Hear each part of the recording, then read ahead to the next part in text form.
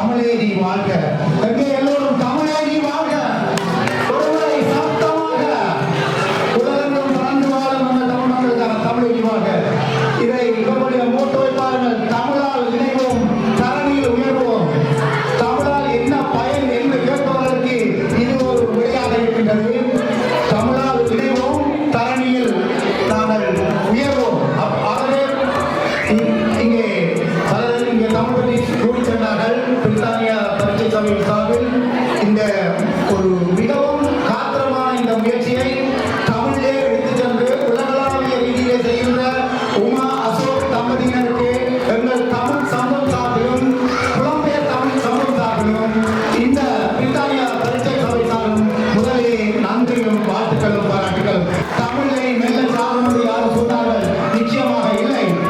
காரணம், இன்று நாங்கள் 90 மில்லியன் மக்கள் பேசுகின்ற 75 மில்லியன் மக்கள் தாய்மொழியாக கொண்டுள்ள 33 நாடுகளில் 2ஆம் மொழியாக அங்கீகரிக்கப்பட்டிருக்கின்ற 6 நாடுகளிலே நேஷனல் கரிக்குலம், அதாவது தேசிய கல்வி சபையால் அங்கீகரிக்கப்பட்ட பாட மொழியாக எமது தமிழ் இன்றும் வாழ்கின்றது.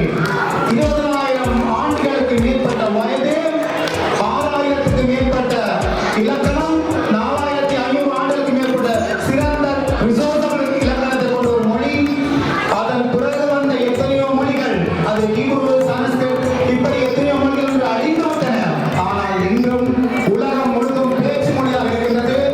குறிப்பாக பிரித்தானியாவிலே நாங்கள் 2030ஆம் ஆண்டளவில் தமிழ் பேசுகின்றவர்கள் 1 மில்லியனை எட்டப் போகின்றோம். அந்த நேரத்தில் வரப்போகின்ற இந்த முயற்சிகள் மிகவும் காத்திரமாக எங்களுக்கு தரப்போகின்ற பயனை. காரணம், ஒரு தேசத்திலே நாங்கள் 1 மில்லியனை எட்டிவிட்டால் பல தேசிய இனம், பல கலாச்சார இனம் வாழ்கின்ற நாட்டிலே எங்களுக்கு ஒரு தனி அழகு ஒதுக்கப்படும். அந்த வகையிலே தமிழர்களாக இருந்தும் நாங்கள் தமிழ் தெரியாவிட்டால் அந்த நாட்டின் அந்த அழகுடைய பயன்களை பெற முடியாமல் சென்று விடுவோம்.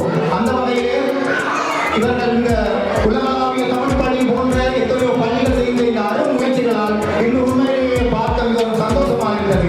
குறிப்பாக இன்று முக்கியமான ஒரு விடயம், நாங்கள் பல காலமாக இந்த தமிழ் பள்ளிகள், தமிழ் சங்கங்கள் எல்லாம் சேர்ந்து பார்த்திருக்கின்றோம்.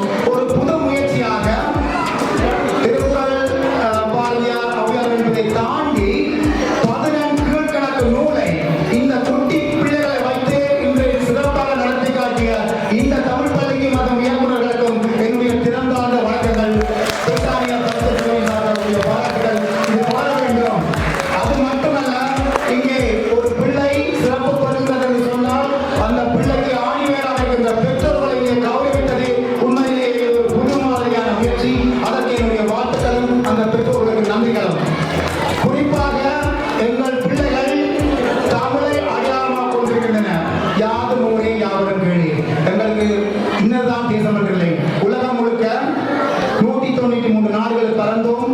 143 நாடுகள் நிரந்தரமாக கால் பதித்தோம். இன்று 33 நாடுகள் எங்களை அங்கீகரிக்கின்ற மொழியை.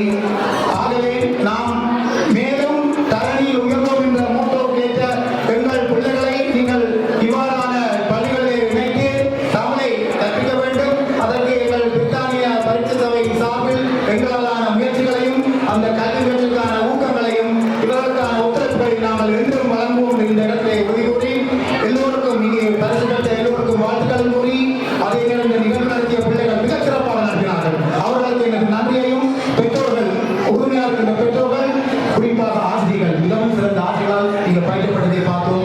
அந்த ஆசிரியர்கள் எல்லாருக்கும் சிறந்த நன்றிகள். அந்த ஆசிரியர்கள் அந்த ஆசிரியர் கரகோஷம் ஒரு கரகோஷம் தான் ஆசிரியராக இறுதியாக இந்த சந்தர்ப்பத்தை வழங்கி தம்மை வரவழைத்து இங்கே கௌரவித்ததற்கு உலகளாவிய தமிழ் பள்ளி சார்பில்